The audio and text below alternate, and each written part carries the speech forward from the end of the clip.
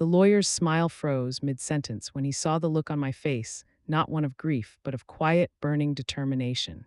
He paused, adjusted his tie, and delivered the 6 administrative words that sealed the poetic irony of the entire story. The residence clause is now in effect. My chest tightened, not from sorrow for my late husband, but from the realization that justice, served cold and in triplicate, was finally being delivered. My daughter-in-law Melissa had moved into my home the day after the funeral, claiming ownership and declaring my 40 years of memories null and void. She had used my vulnerability as her opening, whispering cruelties like, "This isn't your home anymore." What she didn't know was that my husband, a man of precise planning, had protected me with a legal failsafe she never knew existed. She had seized my living space, but 3 weeks later, she ended up paying me for the very air she breathed, without knowing it. If you've ever been dismissed by your own family, this story is for you. Subscribe to this channel for more stories like this one. My name is Catherine from Ohio. Please comment below and tell me where you're listening from. It started a few months earlier, but the slow, corrosive neglect had been building for years. My husband, Robert, and I had lived in our suburban ranch house, the place where we raised our only son, David, for over 4 decades. It was a comfortable home, not ostentatious, but filled with the emotional warmth of a life well lived. The sun-drenched breakfast nook, the perfectly worn groove in the oak floor by the back door, the high-quality, practical furniture. It was the physical anchor of my existence. Melissa, David's wife, was a woman whose every action was calculated for maximum external impression. She was all sharp angles, minimalist decor, and dismissive efficiency. She tolerated Robert and me as necessary accessories to her family unit, but always with an air of subtle superiority. Robert, a retired engineer, saw her clearly but chose quiet patience, always telling me that things had a way of sorting themselves out. The small injustice that set the tone happened shortly after Robert's first minor heart procedure. I had been visiting him daily at the local hospital, relying on David and Melissa to check in on the house. When Robert came home, I walked into the living room and found that the antique cherrywood secretary desk, Robert's treasured family piece, where he kept all his important documents and my late mother's jewelry box, was gone. I asked David about it. He gave a vague, rehearsed answer, paraphrasing Melissa's explanation that the piece was too heavy and old-fashioned, and that they had stored it for me until I could decide what to do with my clutter. I remember thinking, she truly believed she owned the right to discard our history. I felt a sharp pang of humiliation, a clear message that my taste and my possessions had no value in her new hierarchy. Robert, observing my distress, gave me a look of profound, quiet sorrow. He told me, paraphrasing his own deep understanding of Melissa's character, that he would handle the administrative side of things. He then made a cryptic, short phone call to his longtime estate lawyer, Mr. Wallace, that I overheard only in fragments. I only caught 2 odd phrases: "The triggers are in place just in case," and "ensure the transfer is passive and tied to my passing." Robert passed away suddenly 3 weeks later. The grief was immense, a heavy blanket of loss. In the fog of bereavement, I leaned heavily on David, but Melissa, instead of offering comfort, saw opportunity. The day after the funeral, she arrived with a small moving truck and 3 large boxes labeled kitchen essentials. She didn't ask. She simply moved her expensive, high-gloss espresso machine and crystal glasses onto my kitchen counter. She started rearranging the pantry, discarding my familiar spices and non-perishables. That evening, as I was sitting alone in my armchair trying to process the loss, Melissa approached me. She told me, her voice coolly sympathetic, that David and she had discussed the situation, and paraphrased that the house was simply too much for me now. She said they would be moving in immediately to help manage me and the property. Then came the cruelty that cemented my grief into quiet resistance. She looked around the room, gestured to my armchair, and told me clearly and without remorse, "Catherine, this isn't your home anymore. It's the family's house, and you're just staying here now." My breath hitched. I didn't know then that call to Mr. Wallace would change everything, but the cold realization of my complete displacement, my humiliation, fueled a sudden, quiet moral awakening. I realized I was fighting not just for a house, but for my entire identity. The humiliation was immediate and deep. Melissa hadn't just moved in. She had attempted to define me out of my own existence, treating me like a houseguest with an expiring welcome. I moved into the small guest room upstairs, which she had graciously allowed me to use, feeling shame at my retreat, but knowing that outright confrontation while grieving was impossible.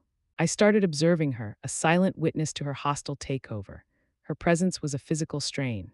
She started imposing absurd rules: no more baking because the smell was heavy, no more evening news because the volume was disruptive, and I was asked to keep my gardening tools confined to a small, dusty corner of the garage, as the main space was needed for her Peloton and imported storage racks. I remember watching her install a smart lock on the front door, changing the combination without telling me, and thinking she truly believed she owned it, down to the atoms of the structure. The quiet resistance began with an administrative countermove.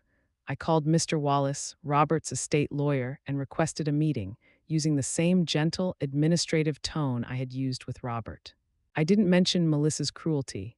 I simply paraphrased that I needed to confirm the details of the residence clause Robert had established. Mr. Wallace met me in his small, traditional office downtown. He pulled out the file containing the family trust documents.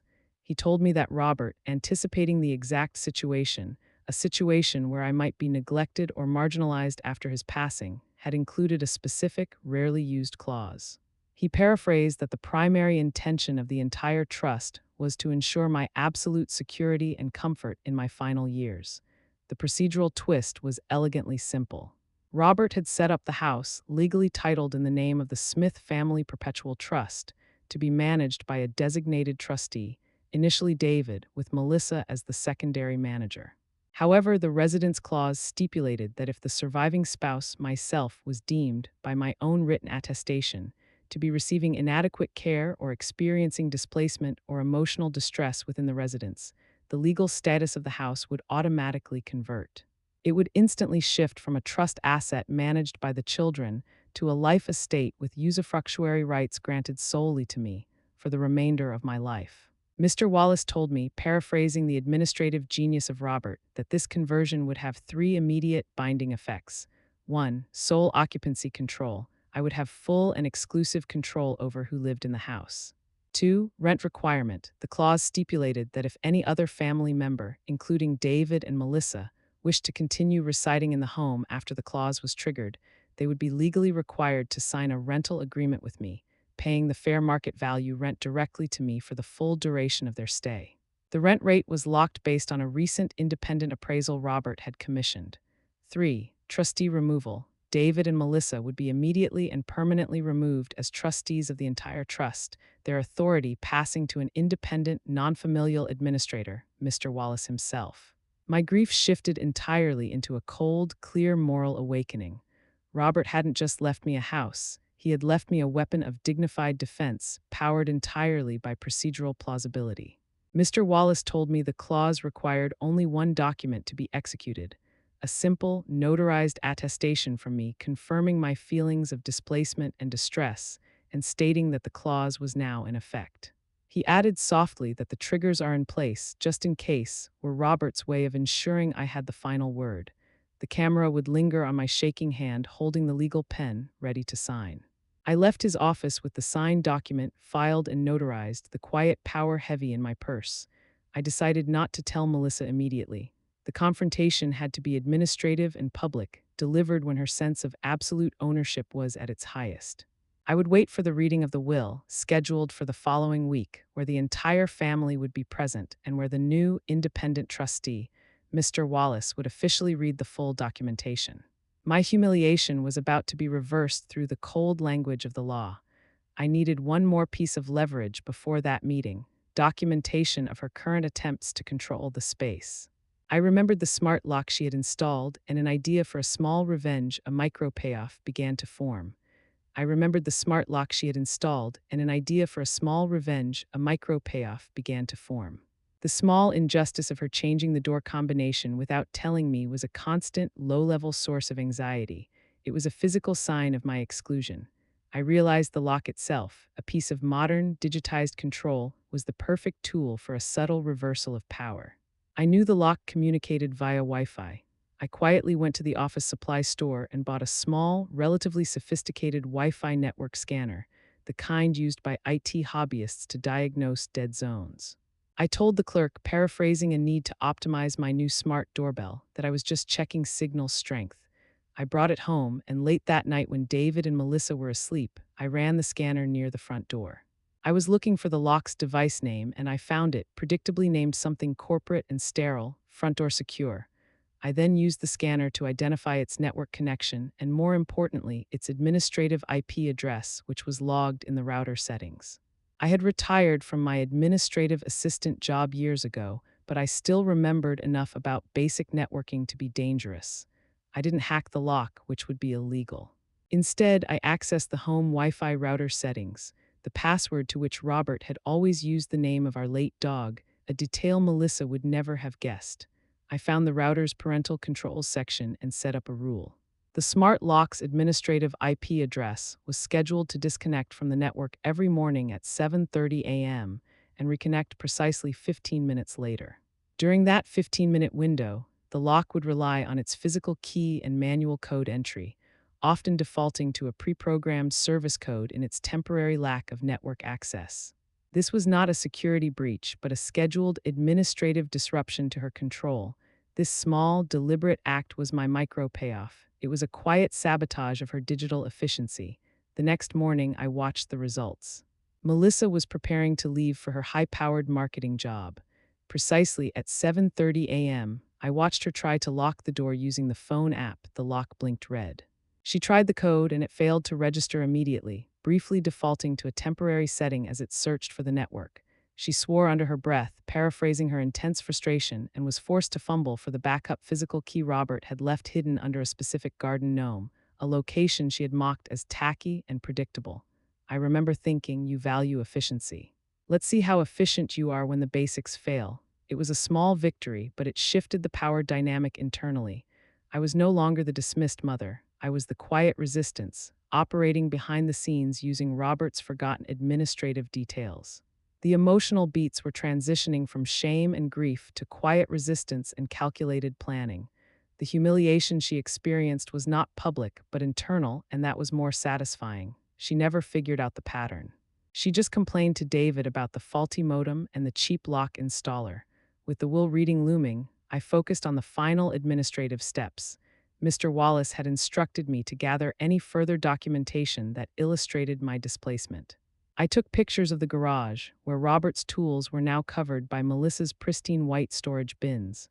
I photographed the empty space where the cherry desk used to stand, a single cinematic image of absence. I took a picture of the new smart lock on the front door, the symbol of her unauthorized takeover.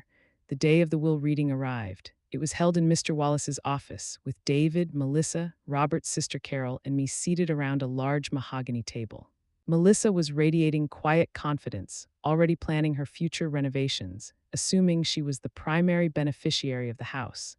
I was calm, wearing a simple dress, feeling the strength of Robert's foresight radiating from the legal files on the table. Mr. Wallace began by reading the standard provisions. He confirmed David's position as the primary heir to most liquid assets, which Melissa smiled at smugly. Then he transitioned to the subject of the house. He started to read the trust language, emphasizing David and Melissa's role as initial trustees, which brought a satisfied smirk to Melissa's face. She told David in a hushed, paraphrased whisper that she had told him I was overreacting about the house. Mr. Wallace then paused, looking directly at Melissa. The atmosphere in the room grew heavy. He told the gathered group, paraphrasing the shift in legal status, that a contingency had been triggered in the trust agreement. He announced that the residence clause was now in effect. The lawyer held up the single, notarized document, the attestation I had signed in his office. He told Melissa, paraphrasing the specific legal grounds, that the clause had been triggered based on the surviving spouse's formal attestation of displacement and emotional distress within the residence. He then stated the 6 words that delivered the full, cold reality. The residence clause is now in effect. The effect was instantaneous and cinematic. Melissa's self-assured posture disintegrated. Her knees buckled almost imperceptibly under the table, and her smile evaporated.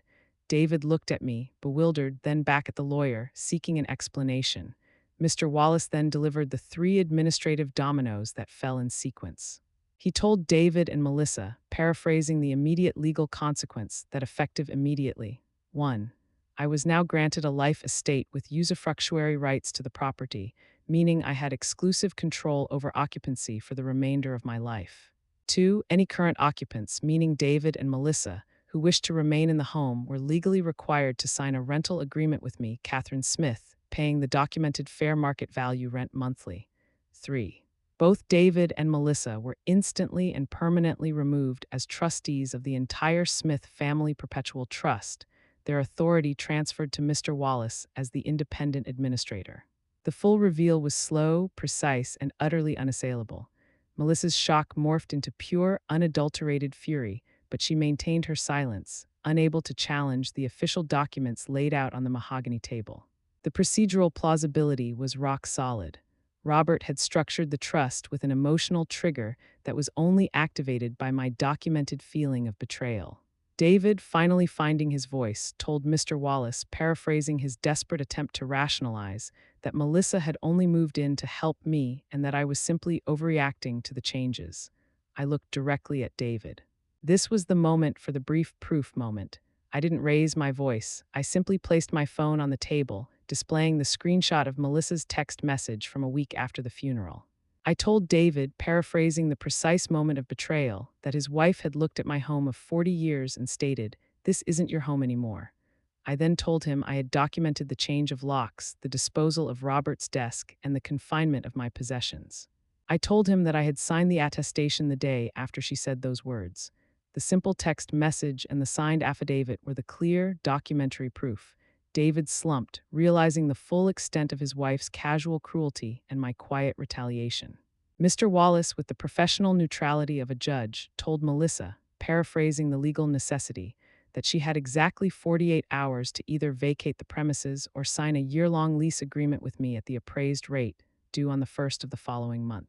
He added as a final, quiet power shift that failure to comply would result in immediate eviction proceedings handled by the trust's new administrator. Melissa finally spoke, her voice choked and trembling. She told the room, paraphrasing her outrage, that I couldn't possibly expect them to pay rent in a house they were supposed to inherit. I looked at the documents on the table, not at her. I told her, paraphrasing the clear moral of the situation, that she had defined the terms of our occupancy when she told me I was just staying here. I simply made her assertion legally binding. The emotional release was controlled, moving from pain to quiet power. I stood up, thanked Mr. Wallace for his professional assistance, and walked out of the office, leaving Melissa staring blankly at the rental agreement. The camera would linger on the site of her expensive handbag next to the simple, typewritten lease document. I had reclaimed my property, not through shouting, but through the precise, cold execution of my late husband's love. I had reclaimed my property, not through shouting, but through the precise, cold execution of my late husband's love.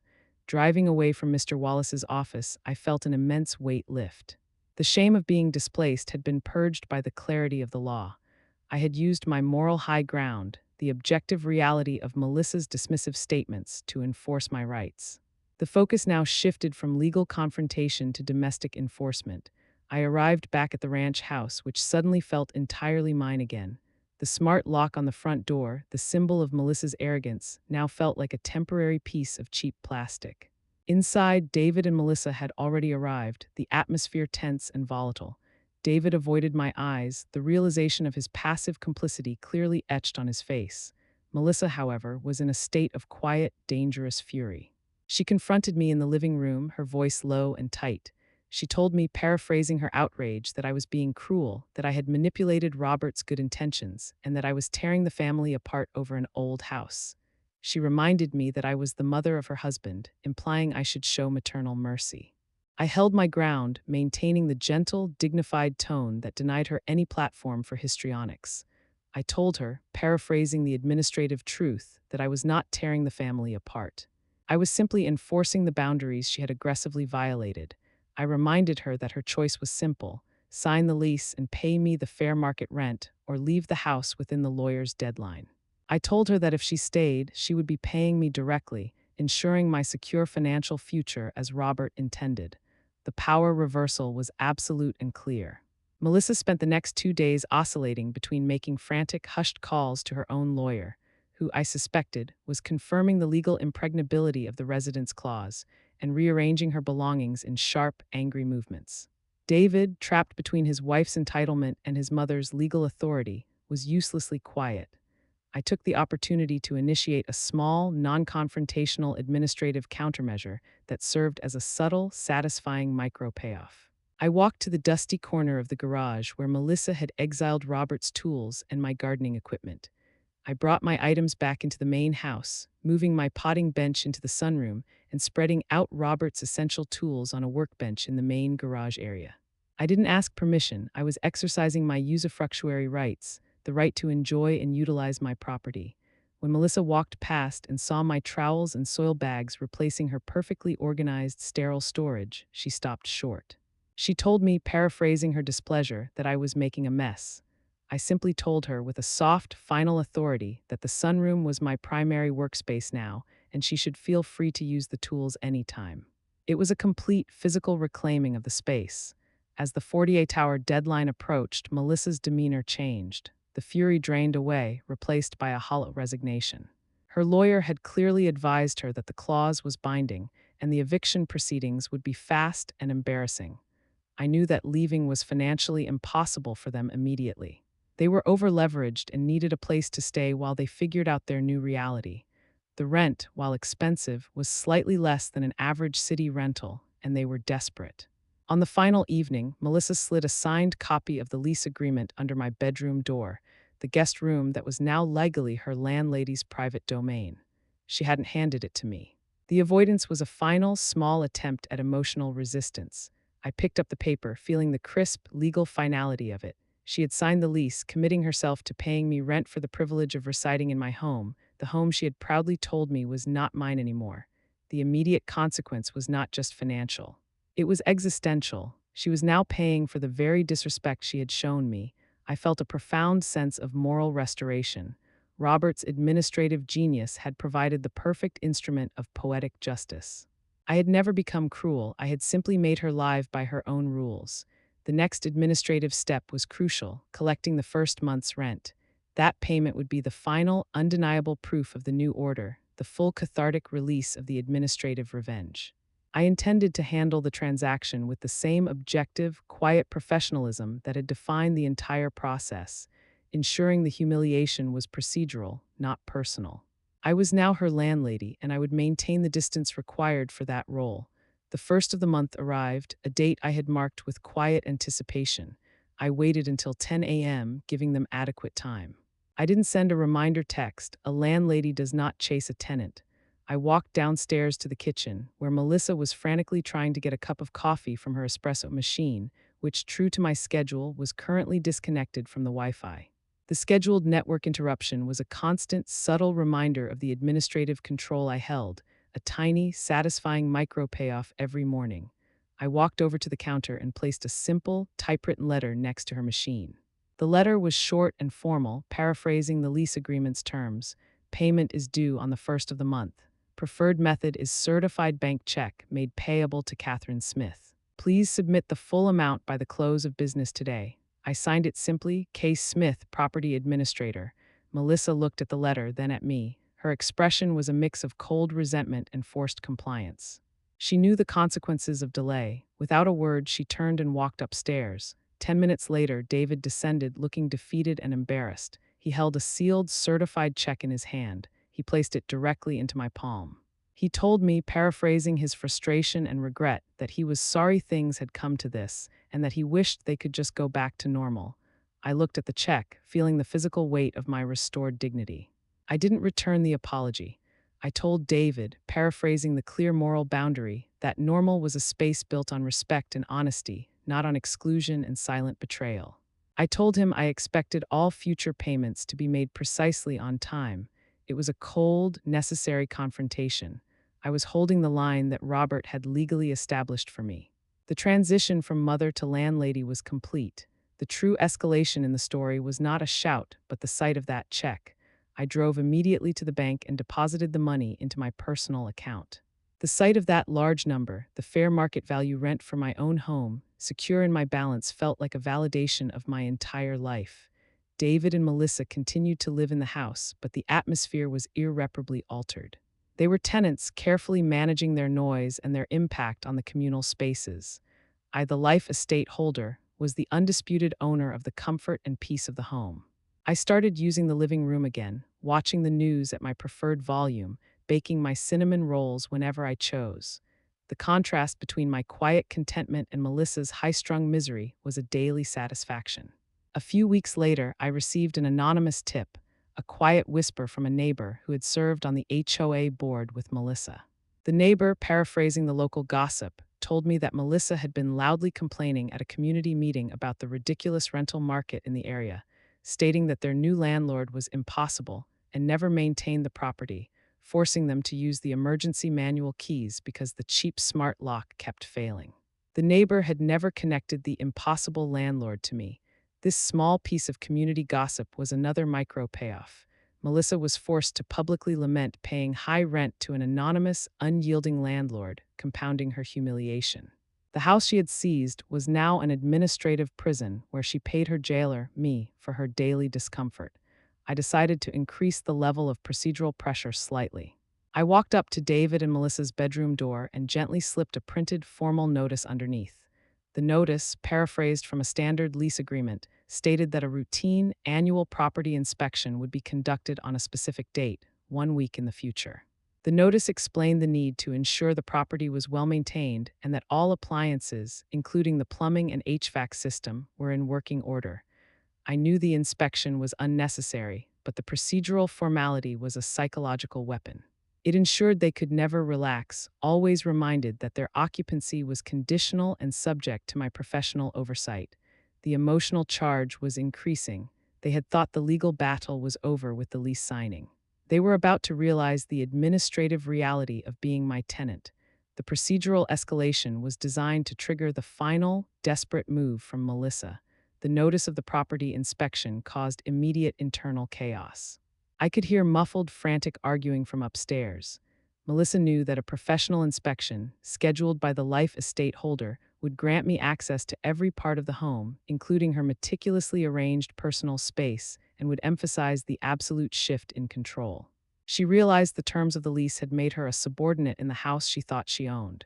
2 days later, David approached me, looking utterly defeated. He told me, paraphrasing Melissa's final, desperate decision, that they were planning to move out immediately, rather than endure the inspection and continue paying the rent.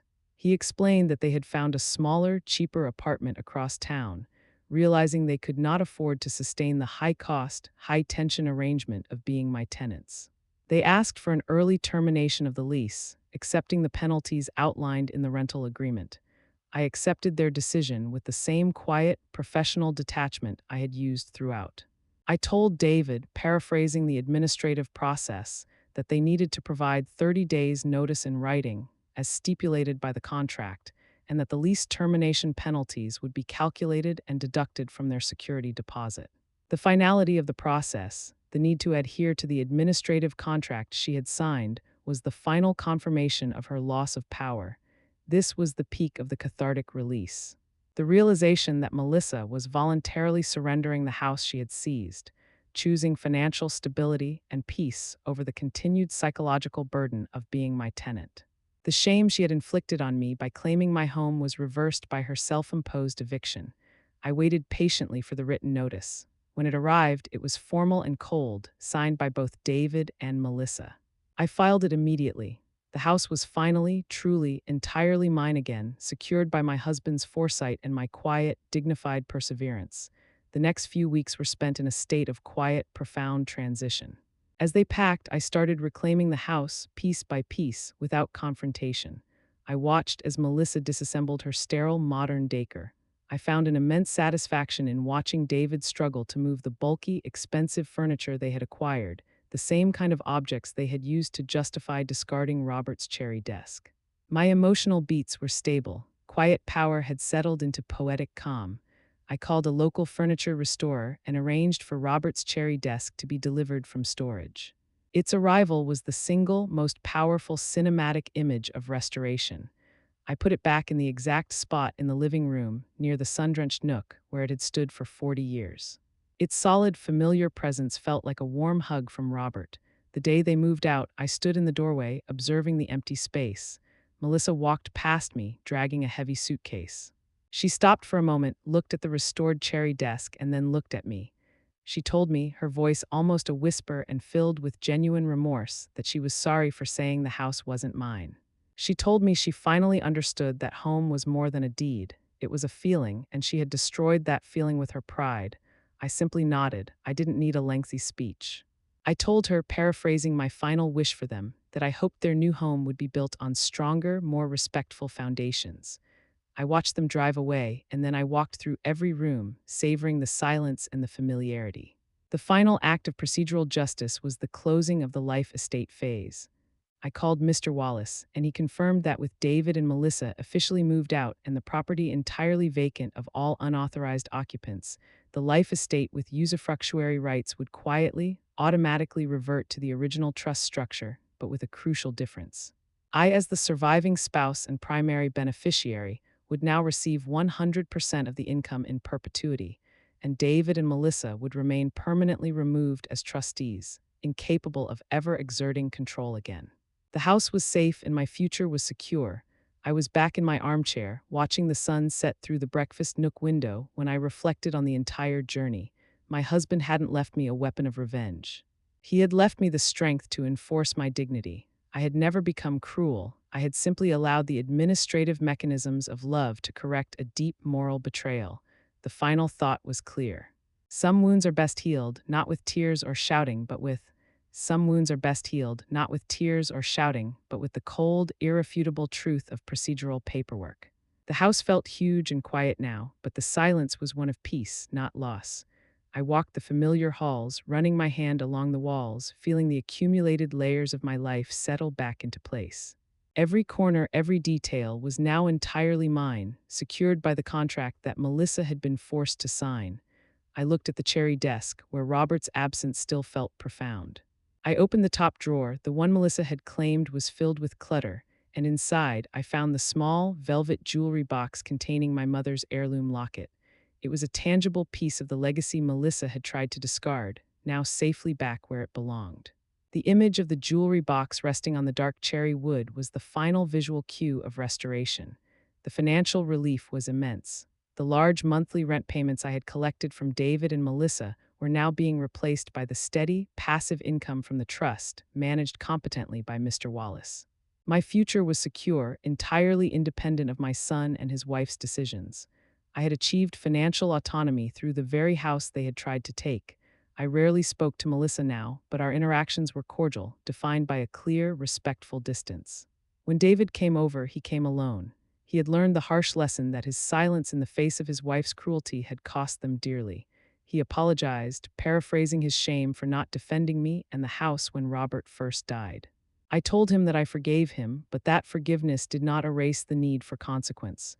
I told him that true respect is active, not passive. I often thought about the 6 administrative words that changed everything.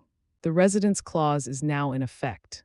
They weren't an act of revenge. They were an act of profound self-preservation, initiated by a loving husband and executed with procedural clarity. Robert had protected me from the emotional damage by giving me the administrative power to correct it. I resumed my community life with renewed energy, volunteering at the hospital, hosting the neighborhood garden club. My house was a sanctuary again, a physical testament to the fact that dignity is non-negotiable. I realized the true victory wasn't forcing them out, it was forcing them to recognize that my home had value independent of their approval. The last time I saw Melissa, it was at the grocery store. She looked tired, pushing a generic cart. She saw me and offered a tight, polite smile.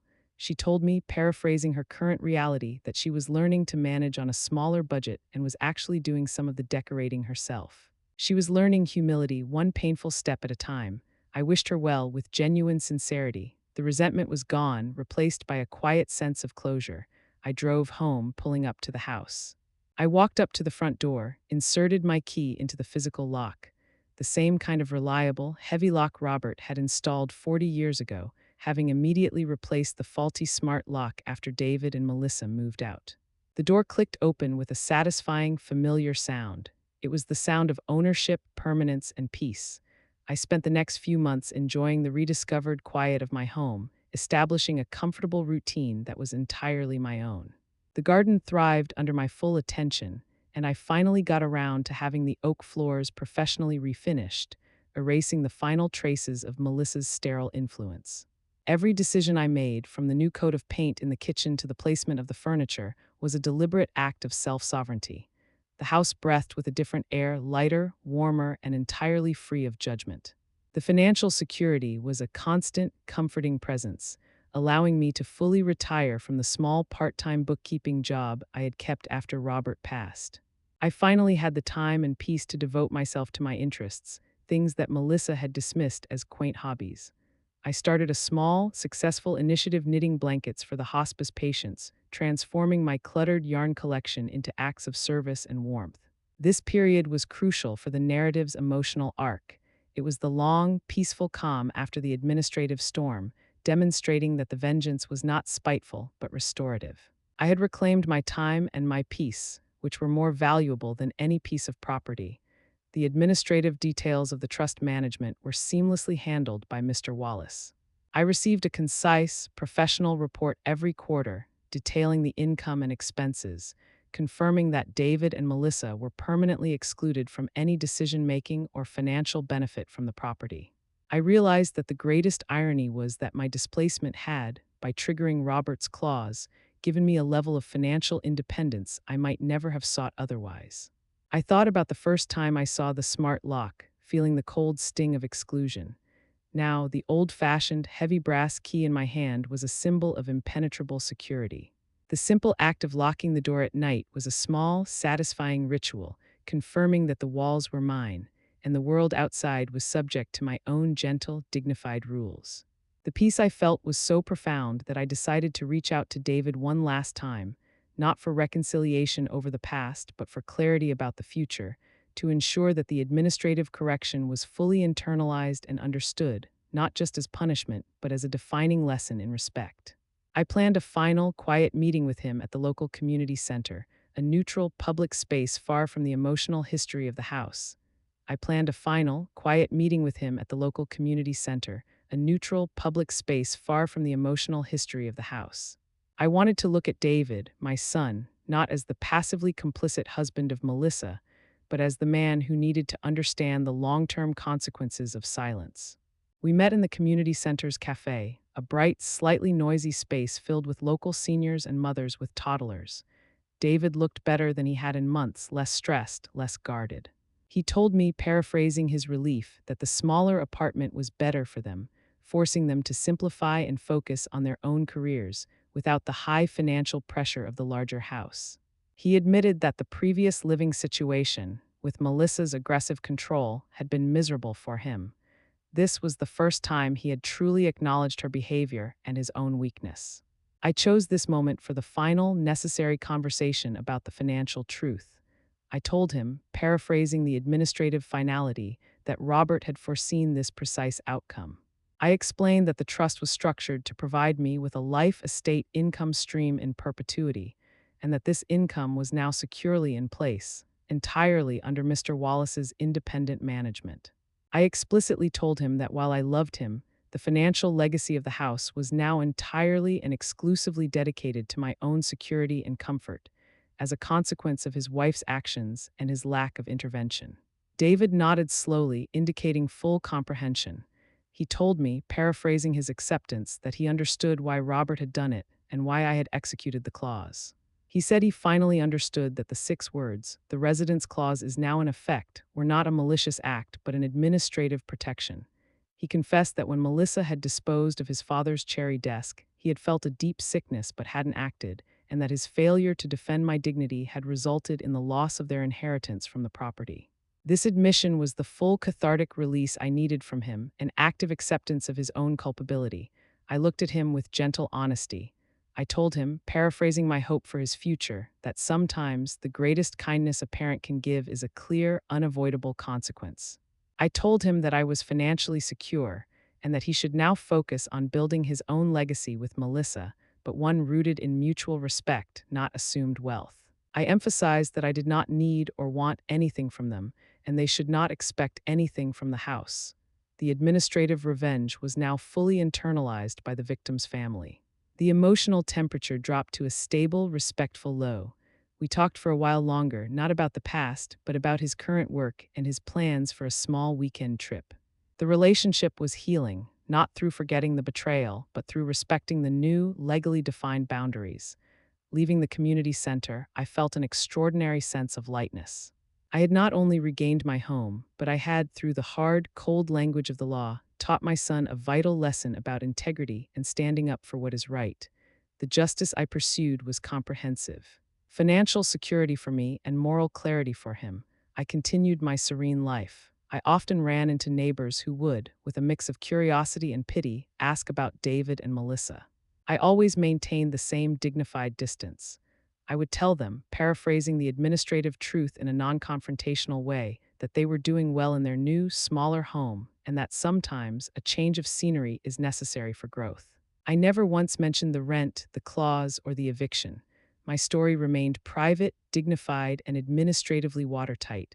The final element of the story was the long-term impact on Melissa's public persona.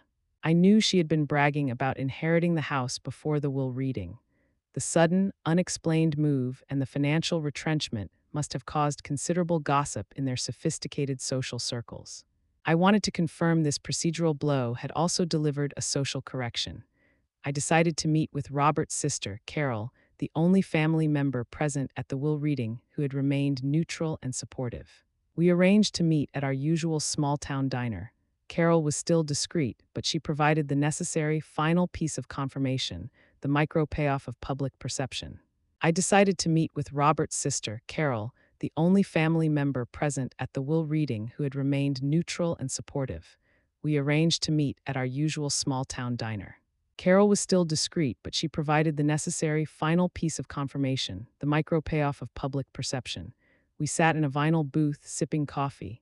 I simply asked her, paraphrasing an inquiry about the general climate, if she had heard anything about David and Melissa's abrupt change of circumstances. Carol leaned in, lowering her voice. She told me, paraphrasing the local gossip, that Melissa had been spreading a frantic story about a toxic trust management issue and unforeseen administrative costs that had forced them to downsize quickly. Carol explained that the general consensus among their friends was that Melissa had mishandled a large inheritance and had been forced to financially retract. Carol looked at me with knowing eyes. She told me, paraphrasing her respect for my handling of the situation, that she was grateful I had executed Robert's clause. She said she had seen Melissa's entitlement growing for years, and that my quiet administrative action had prevented a much larger, more public family crisis later. She confirmed that Melissa's carefully curated image of financial success had been severely damaged by the sudden, necessary move to a smaller, less fashionable apartment. The social correction was complete. Melissa was not publicly humiliated by me. She was humiliated by the self-inflicted consequence of her own arrogance, which she now had to explain away with vague, desperate lies about toxic trusts. Robert's clause had not only protected my assets, but had also acted as a quiet, moral filter on Melissa's public persona. I realized that my initial emotional pattern, the movement from shame to quiet resistance, had stabilized into a permanent state of dignified confidence. I had successfully managed a complex legal and emotional landscape without ever sacrificing my integrity. The revenge was elegant because it was entirely plausible, administrative, and driven by the simple necessity of self-respect. The house, my home, continued to be my sanctuary. I had the physical space, the emotional peace, and the financial security. I found myself frequently thinking of Robert, admiring his foresight. He hadn't just created a piece of law. He had created a moment of truth, activated by my own realization of betrayal. The power had always been in my hands, hidden in the legal fine print. I started a new hobby. Archiving Robert's vast collection of engineering schematics and administrative documents. It was a meticulous process that required the same patience and attention to detail that Robert had possessed. Going through his files, I found a small, handwritten note tucked inside the trust's supplementary papers. It was addressed to me, dated 2 weeks before his death, shortly after he had made the cryptic call to Mr. Wallace. The note was short. It told me, paraphrasing his enduring love and foresight, that if I ever had to use the clause, I should know that he trusted my judgment completely.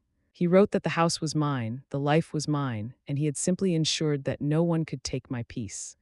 The small piece of paper, a micro-payoff of emotional reassurance, confirmed that my actions had been entirely aligned with his protective intent.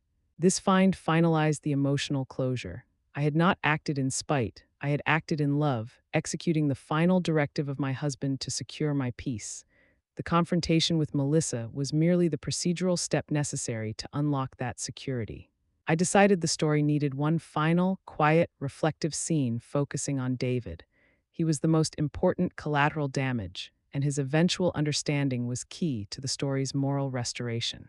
I wanted to show that the relationship with my son was not broken, but redefined on stronger, more honest terms.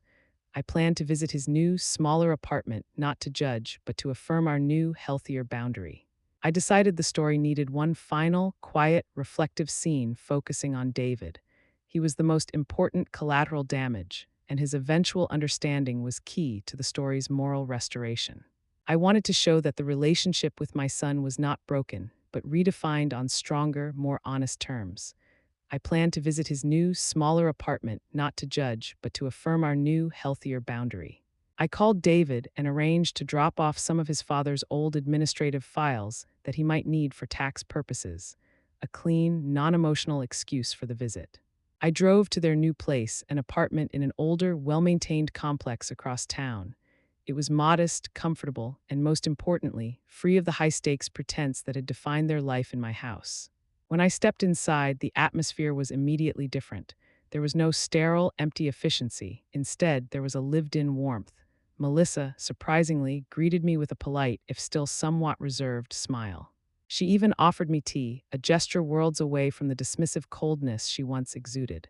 She told me, paraphrasing her busy schedule, that she was focusing more on her career and less on managing their home, an admission that her priorities had finally shifted. This quiet acknowledgement of her flawed past behavior was a significant emotional victory. David joined us, looking genuinely relaxed. He ushered me into their small, neat living room. I placed the box of files on their small coffee table, making the visit transactional and low pressure. David then told me, paraphrasing his relief, that they were actually happier now. He said the constant tension of trying to uphold Melissa's impossible standards in a house they couldn't afford had been exhausting, and the rent payments to me, ironically, had forced them into a necessary financial and emotional reset. This was the final emotional beat in the story's central conflict. I looked at David, and the moment was right for the concluding wisdom, the soft moral clarity. I told him, paraphrasing the lesson I had learned from his father's foresight, that Robert's clause wasn't intended to punish him. It was intended to save me from becoming irrelevant in my own home. I emphasized that I held no bitterness, only a quiet determination to protect the life Robert had built for me. I reiterated that the past was finalized, and the house was securely mine, freeing us both to focus on our respective futures without financial entanglement. I told him that I considered the entire ordeal to be a painful, but necessary, lesson in integrity and respect for legacy.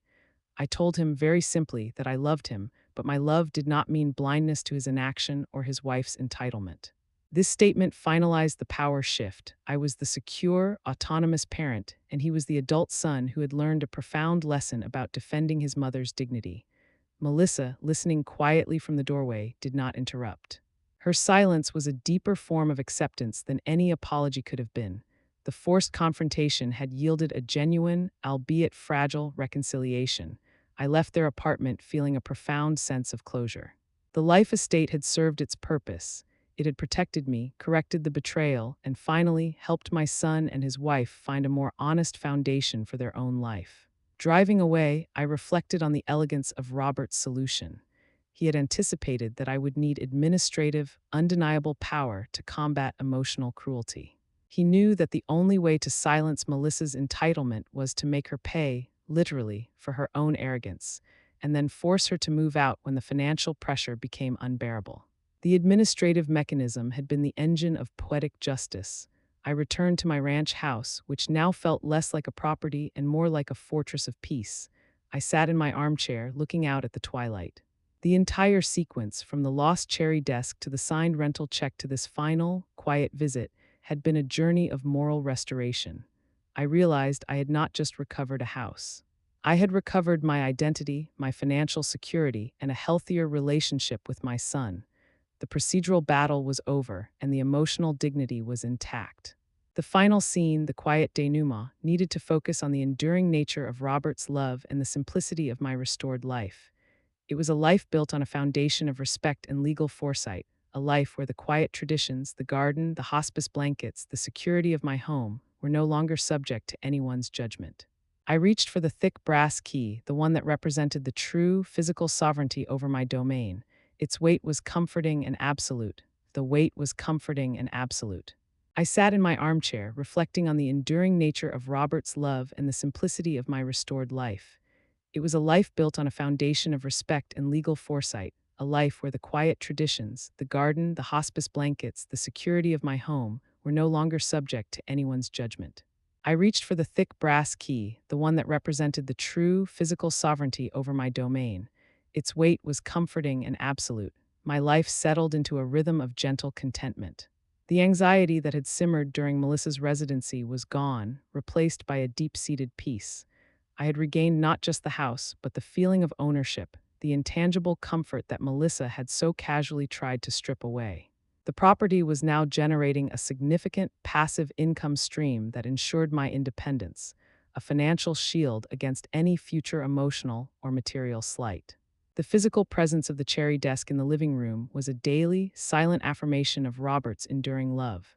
It was a tangible symbol of the legacy I had fought to protect, and the fact that its return coincided with the administrative departure of David and Melissa was the final, satisfying piece of poetic justice. I continued to see David, and sometimes Melissa, in brief, controlled visits. Our relationship had been reset to a distance that was healthy for all of us. David, having been forced to confront the true cost of his passivity, was making better choices, focusing on his marriage and career without the crippling entitlement that my property had once represented to them. Melissa, stripped of her assumed wealth and status, was learning to build a life on her own merits. I heard through Carol that she had even started volunteering at a local charity, channeling her organizational energy into something productive rather than controlling. The humiliation had been transformative. I realized the 6 words, "the residence clause is now in effect," were the most powerful administrative instrument Robert could have left me. It bypassed the need for emotional arguments, public disputes, or lengthy litigation. It was a simple, elegant legal trigger that used the opponent's own cruelty as the fuel for their consequence. The administrative solution had been the most humane path to resolving a deep familial betrayal.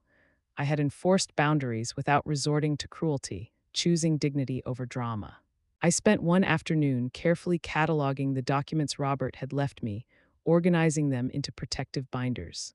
I found the final, official document from Mr. Wallace confirming the termination of the lease and the reversion of the trust.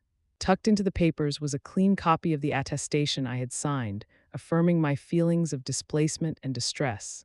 I looked at my own signature on that document, and I felt no shame, only pride. It was the moment I stopped being a grieving widow and became a protector of my own peace. I often walked through the garden, the space Melissa had wanted to confine, and felt the warm sun on my face. The house stood solid, a monument to a love that was defined not just by emotion, but by careful administrative planning.